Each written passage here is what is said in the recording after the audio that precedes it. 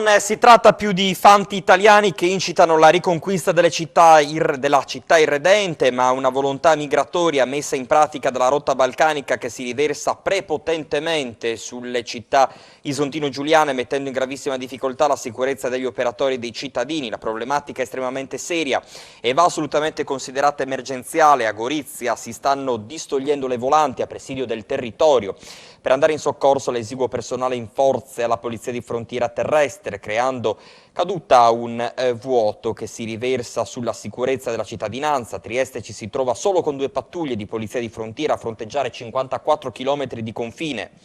Tutto unito anche all'emergenza coronavirus che merita di essere attenzionata con severità. Adesso ad aggravare tutto ciò ci sono anche una quindicina di poliziotti in quarantena a causa ai 3 migranti risultati positivi al test nel centro di accoglienza Cavarzerani.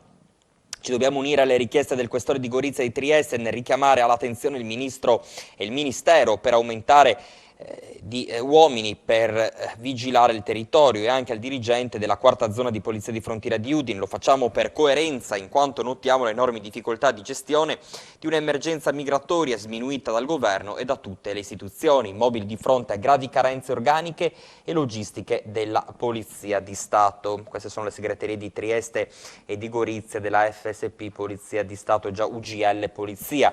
Richieste lecite, dirette a una buona funzionalità del sistema, rintracci in sicurezza anche di fronte alla pandemia da SARS-CoV-2, che già ha mietuto migliaia di vittime in Italia e che va attenzionato con estrema severità, proprio dei luoghi di provenienza di queste genti disperati, le quali cercano di raggiungere i nostri territori da zone dove il contagio è molto alto e poco controllato.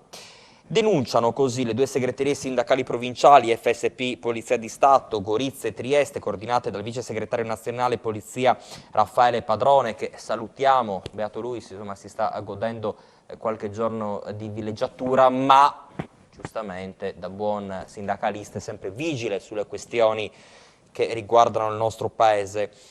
E continuano la loro battaglia evidenziando i problemi di sicurezza e la carenza di operatori che oggi sta diventando più che mai un problema di importanza vitale per la giusta conduzione del fenomeno rotta balcanica, appoggiando gli sforzi dei signori questori e portando a Roma direttamente le segnalazioni di competenza. Anche dalla politica regionale ci aspettiamo di più, tuona lo stesso Raffaele Padrone.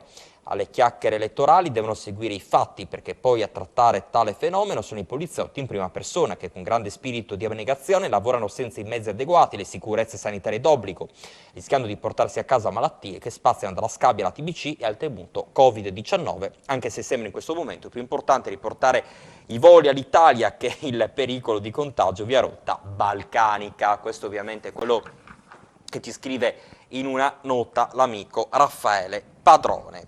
Parliamo di codice rosso, panoramica dall'entrata in vigore della legge, auditorium della Regione Friuli Venezia Giulia, appuntamento domenica 26 luglio alle 18.